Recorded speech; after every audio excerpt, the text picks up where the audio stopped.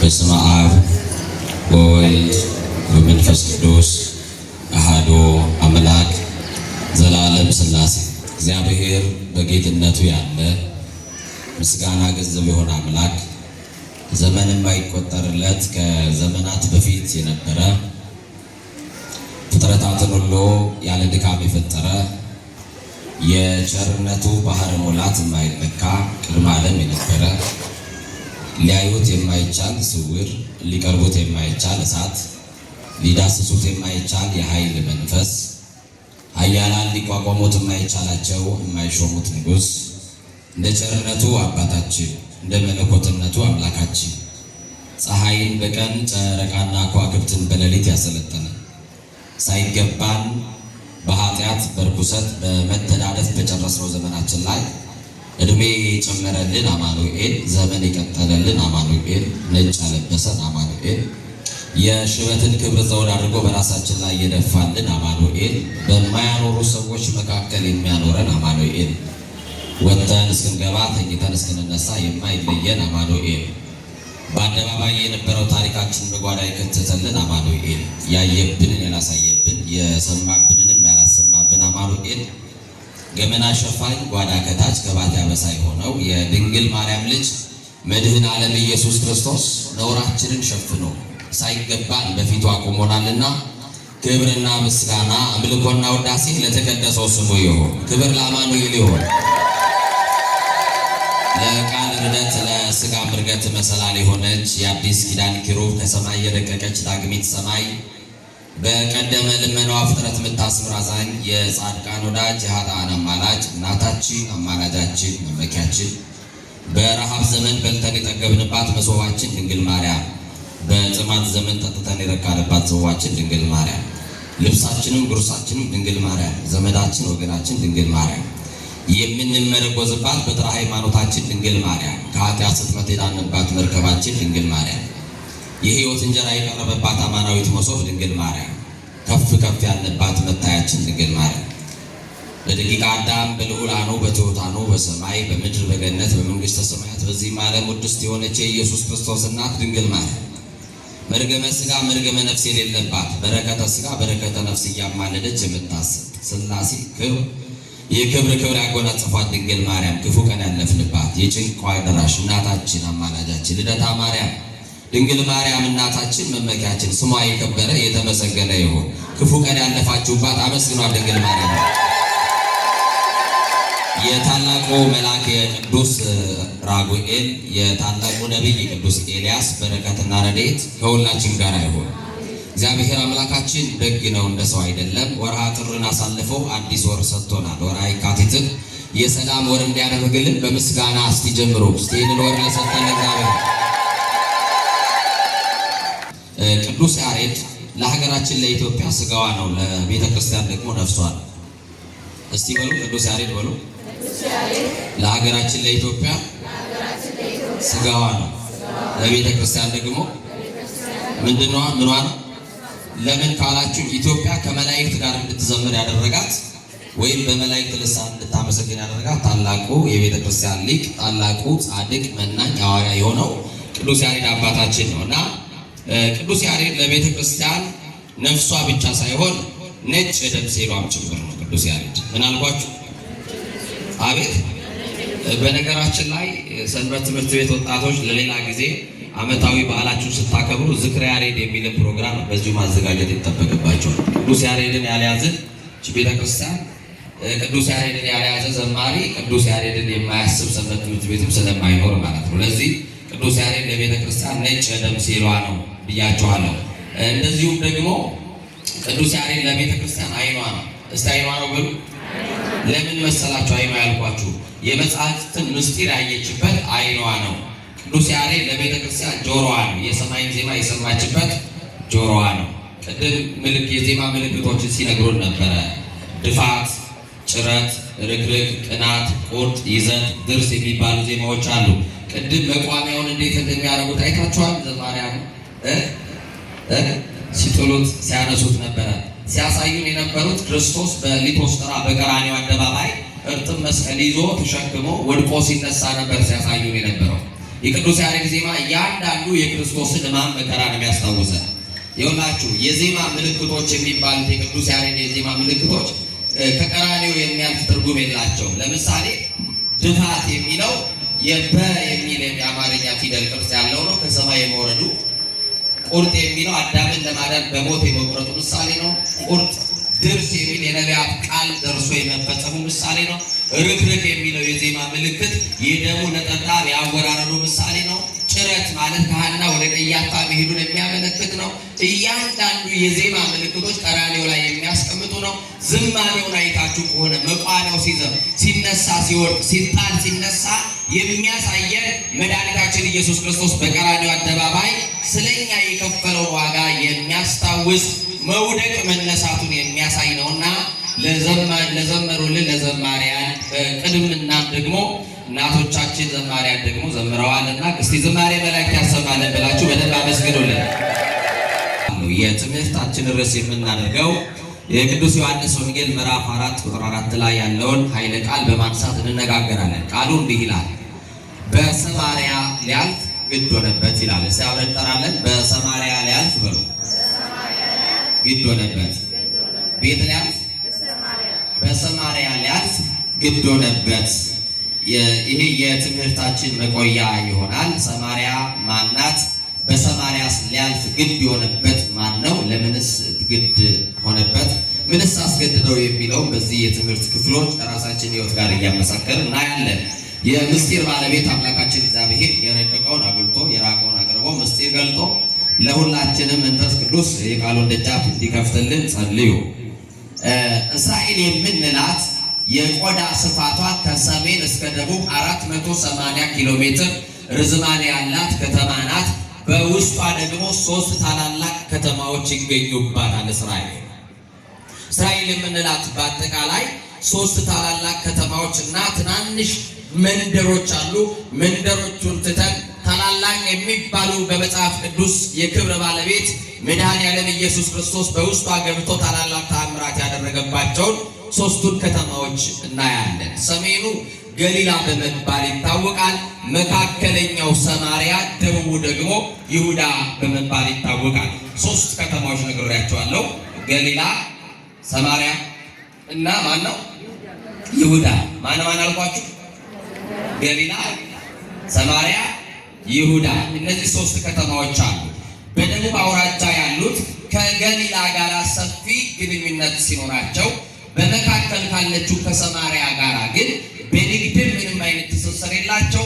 ምንም አይነት ማህበራዊ፣ ፖለቲካዊ፣ ኢኮኖሚያዊ ግንኙነት የላቸው። ምንድነው ምክንያቱ የሚለውን አብረን የምናየው ይሆናል። በነገራችን ላይ አንድ አይሁዳዊ ከቤቱ ሲወጣ 3 ነገሮች አታሳየኝ ብሎ ነው የሚወጣው። ስንት ነገር አልኳችሁ?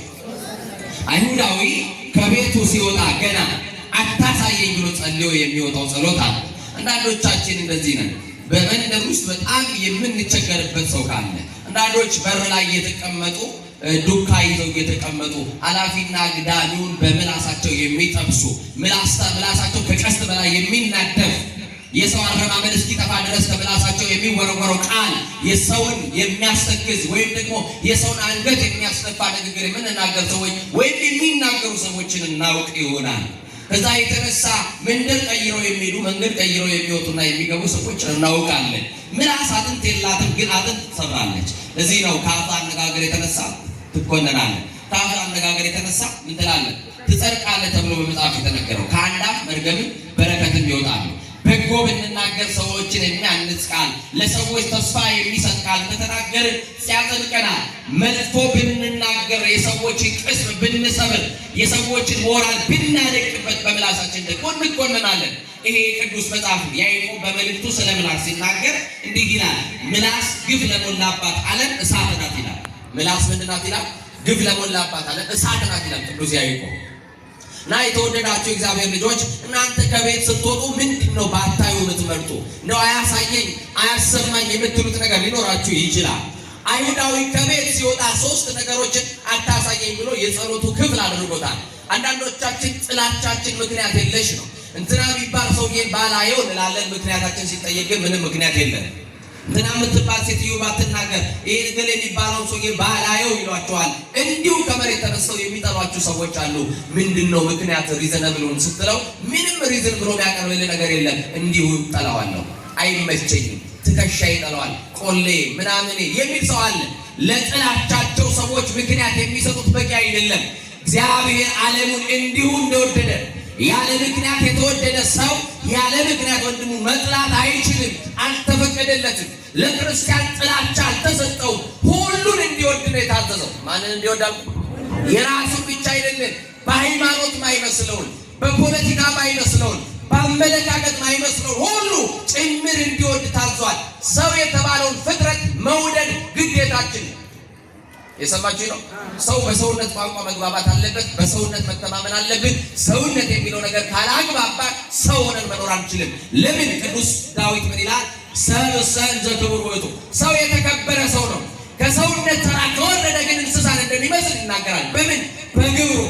እንደ ሰው መኖር ካልቻለን እንደ እንስሳ እንጣላለን ማለት ነው። እና ምንድነው ሶስቱ ነገሮች አታሳየኝ ብሎ የሚወጣው ካላችሁ የመጀመሪያው ለምጻም አታሳየኝ ብሎ ይወጣል። ምን አልኳችሁ? ለምጻም አታሳየኝ ነው። በብሉይ ኪዳን ለምጽ የኃጢአት ምልክት የኃጢአት ውጤት ነው ተብሎ ስለሚታመን አንድ ለምጻም በመንገድ ላይ ማናገር በዓይኑ ማየት አይችልም፣ ቀኔ ይበላሻል ብሎ ስለሚያምን ጌታ ሆይ ይላል። ገና ከቤቱ ሲወጣ ለምጻም አታሳየኝ ብሎ ጸልዮ ይወጣል። ሁለተኛው ምንድነው ካላችሁ ቀራጭ አታሳየኝ ብሎ ይወጣል።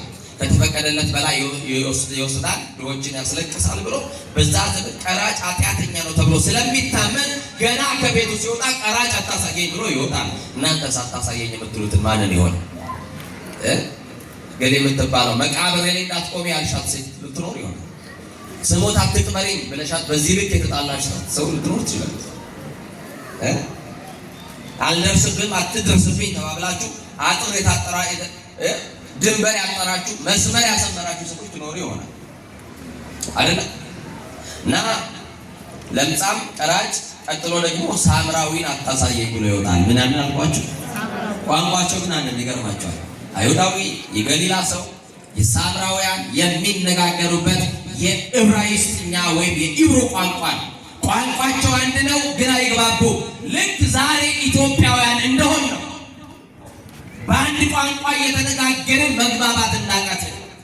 ምስራቅና ምዕራብ እንደተባባልን፣ ሰሜንና ደቡብ እንደተባባልን፣ ቆላና ደጋ እንደተቆጣጠርን፣ አንተ ከዛና አንተ ከዚህ እንደተባባል ነው። ልክ እንደዛሬው ዘመን ሰማርያ ማለት ተመስላለች፣ ይሁዳ ማለት ተመስላለች ካላችሁ ኢትዮጵያ ተመስላለች።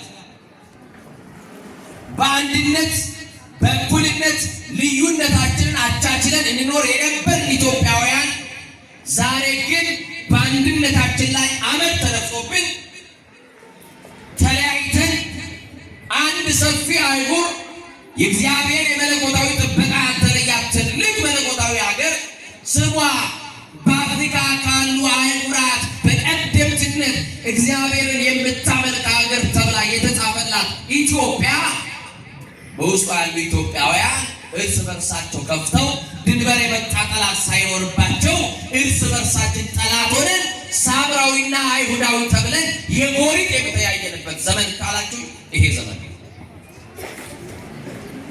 ትላንትና አባዬ ምንድነህ ብለው እኮ ልጅ አባቱን ብሔሩን የተገኘበትን ነገር ጠይቆ አያውቅም። እማዬ ምንድነሽ ከየት ነገር የተገኘሽ ብሎ ጠይቆ አያውቅም። እኛም አናውቅም ነበረ። ወደ ከተማ ስንመጣ ነው ለካ እንደዚህ የሚጠይቃል ብለን የጠየቅን። የሰማችሁ ማለት እግዚአብሔር ከሁላችን ጋር ያው ስንት ነገር አታሳየኝ አለ አልኳችሁ። ሶስት ምንና ምን አልኳችሁ? አቤት ለምጻም፣ ቀራጭ፣ ሳምራዊ ሶስት ነገር አታሳየኝ አለ። በነገራችን ላይ በደቡብ ያሉ የእስራኤል ነዋሪዎች ወደ ገሊላ መሄድ ከፈለጉ የግድ የሰማርያን ከተማ ይረግጣሉ። ከተቻለ በከተማዋ ለማለት ሳይሆን በሌላ በሩቅ መንገድ ከተማዋ ላለመርገጥ በሌላ መንገድ ይላል። ምክንያቱ ምንድነው ካላችሁ በዘመናት መካከል የተገነባ የጥላቻ ግንብ ነበረ። በኢትዮጵያውያን በአንድነታችን ላይ የተገነባውን የዘመናት የጥላቻ ግንብ መድኃኔዓለም ይስበርልን። የጥላቻውን ግንብ ፖለቲከኞች የገነቡትን፣ ክፉ ሰዎች የገነቡብንን የጥላቻን ግንብ፣ የዘረኝነትን ግንብ፣ የክፋትን ግንብ መድኃኔዓለም ያፍርስልን። ምን ነው እናንተ አሸዋ ያቀበላችሁ ነው የምትመስሉት? አሜን የምትሉት ይፍረስ አይፍረስ? ከተመቻችሁ ምን አገባኝ። እግዚአብሔር ከሁላችን ጋር ነው።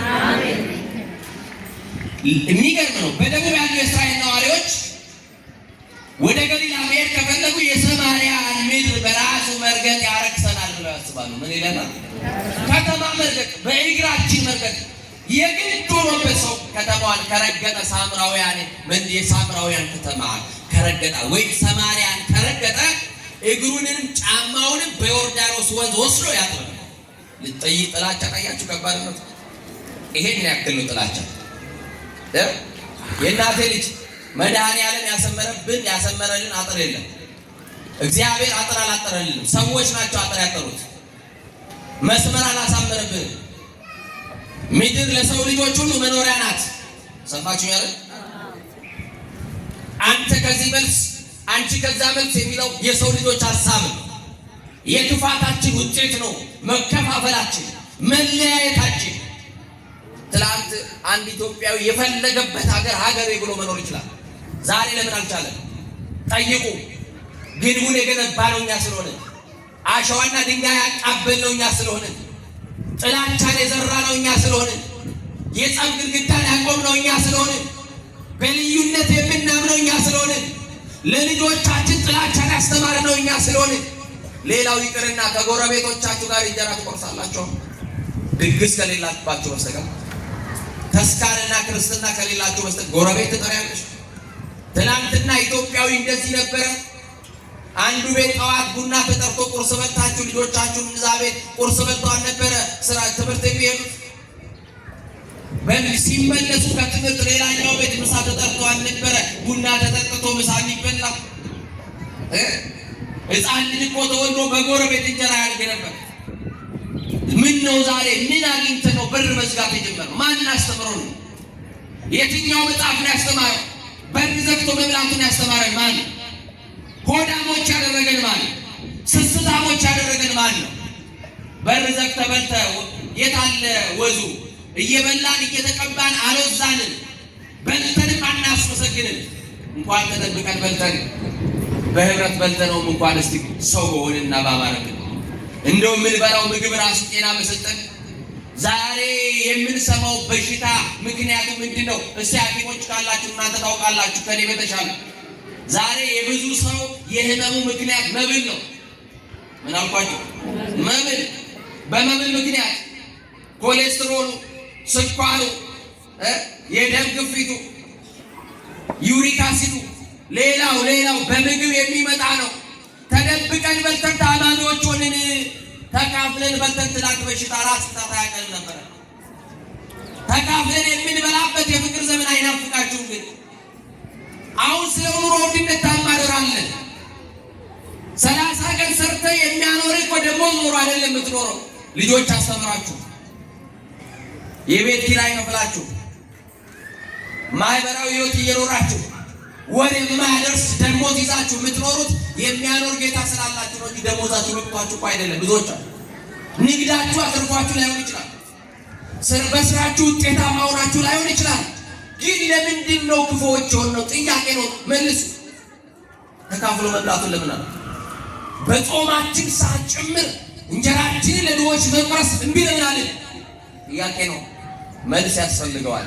እያንዳንዳችን ራሳችንን ልንመረምር ይገባናል። እነዚህ ሰዎች በዚህ አይነት ጥላቻ ተጣሉና እግራቸው በዮርዳኖስ ወንዝ ጭምር ሄደው ይታጠቡ ነበር። በሰማርያ ላይ ያልፍ ምን ሆነበት አልኳችሁ? እዚህ ናችሁ። ለቁርስ የጣዳችሁትን ድስት በማርያም አንድ ያወርዱና እዚህ ስሙኝ። በሰማርያ ላይ ያልፍ ምን ሆነበት? እናቶች ደህና አደራችሁ። በሰማርያ ላይ ያልፍ ምን ሆነበት? እስቲ ግድ ሆነበት በሉ። የትምህርታችን ርዕስ ነው። በመሃል አስጠራችኋለሁ። ግድ የሆነበት ምንድን ነው? የሰራዊት ትእዛዝ መጥቶበት ነው። ክርስቶስ በዛች ከተማ ካልገባ ለምን በገሊላ ሊገባ ግድ ያልሆነበት? ለምን በይሁዳ ከተማ ሊገባ ግድ ያልሆነበት? በሌሎች መንደሮች ሊገባ ግድ ሆነበት ተብሎ አልተጻፈም።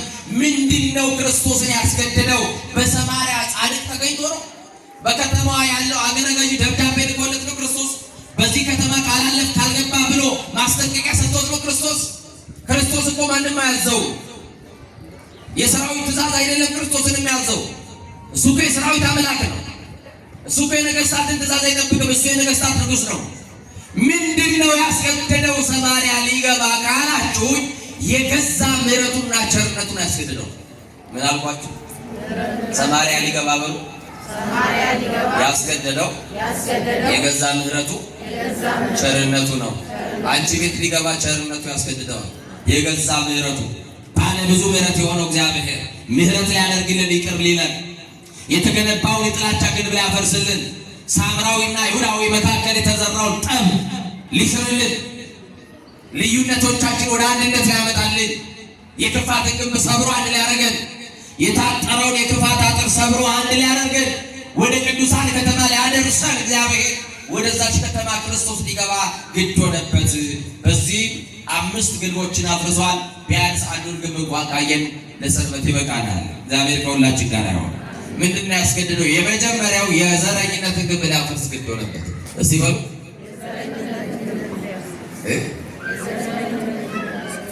ፀሐዩ ነው በጣም አይዟችሁ፣ እኔም ፀሐይ ነኝ። የዘረኝነትን ግንብ በሉ ሊያፈርስ ግድ ሆነበት። አንደኛው ነጥብ እሱ የምንን ግንብ ሊያፈርስ? የዘረኝነትን ግንብ።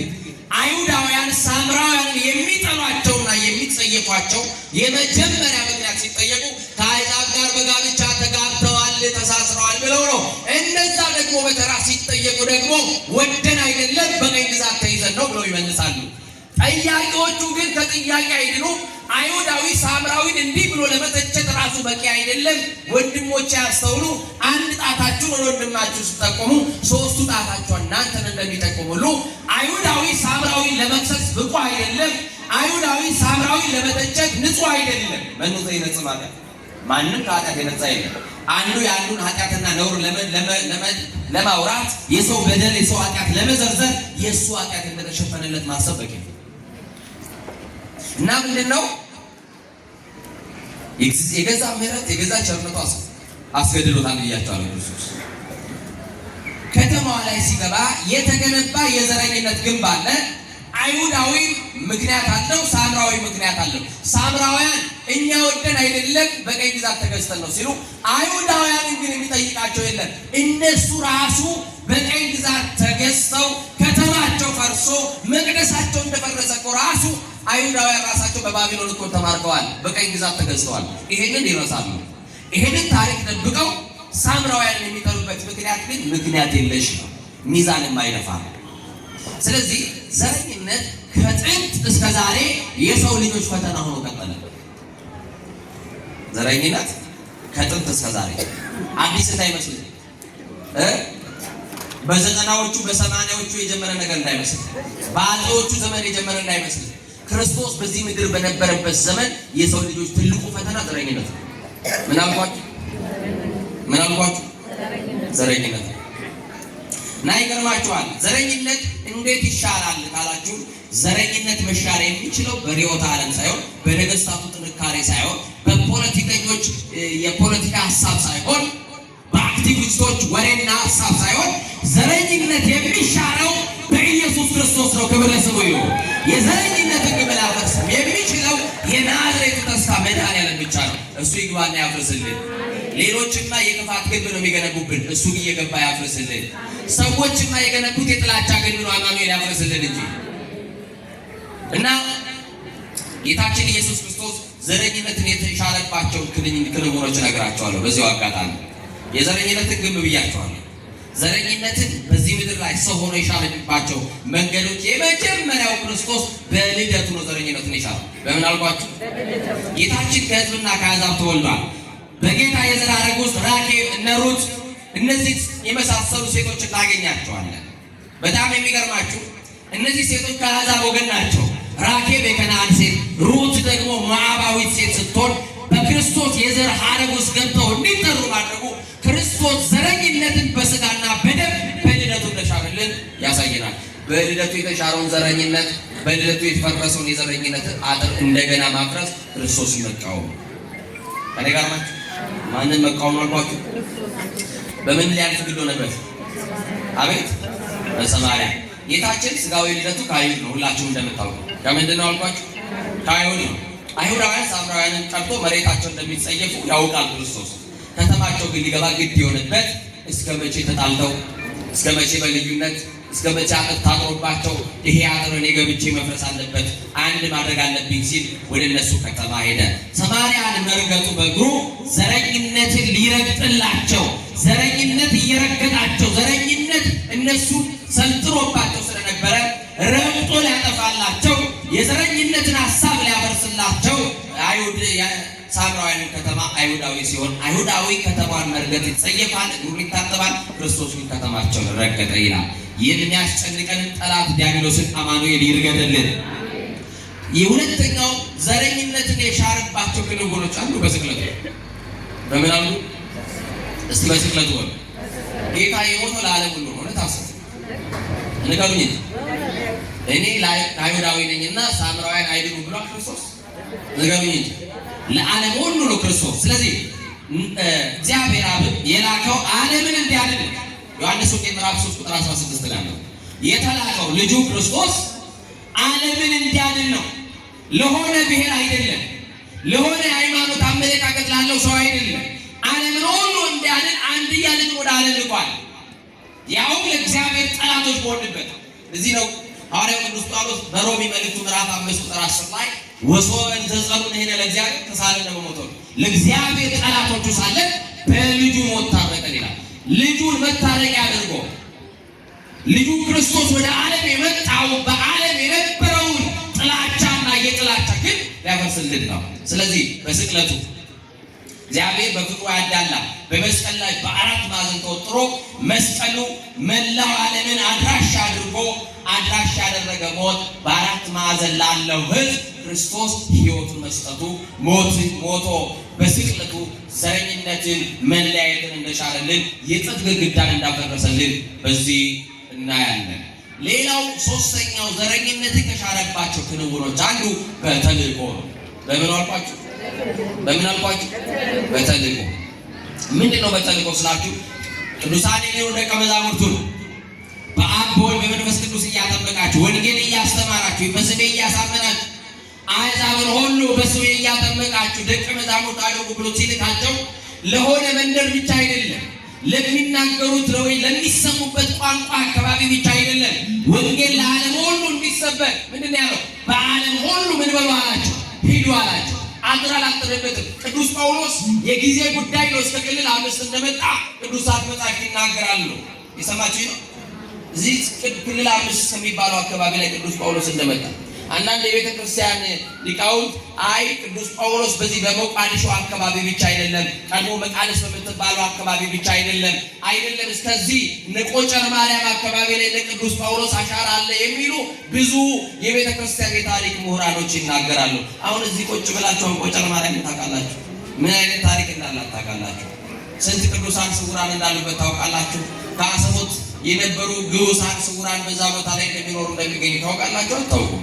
እናንተማ እንደው ትንሽ ሰዓትን ስታጠራቅሙ አበሻ ዱባይ ሄዶ አሸዋ ላይ ፎቶ ተነስቶ መምጣት እንጂ ታሪኩን የማወቅ የመጠየቅ ምን ግድ አለበት? ላሊበላ ታውቂያለሽ? ምን ወጣሽ?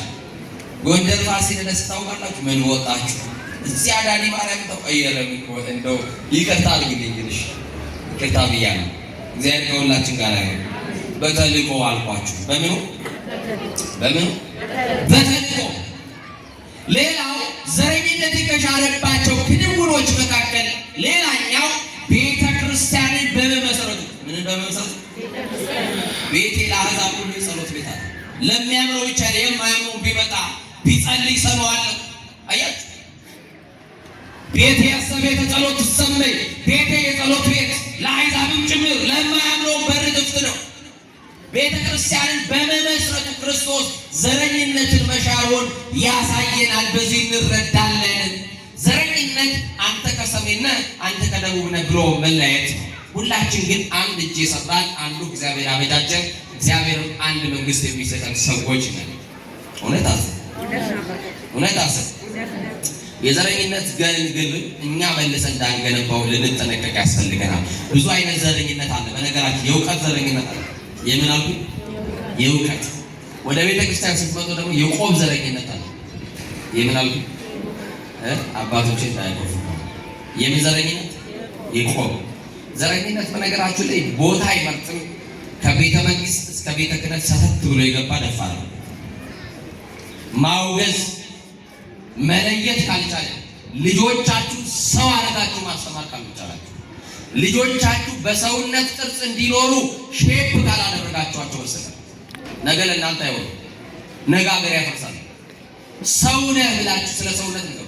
ቅዱስ ዳዊት የመጨረሻ ልጁ ሶሎሞንን የመከረው ምክር ምንድን ነው ያለው? ልጄ ሆይ ሰውን ያለው እግዚአብሔር ሰው ያደርጋል።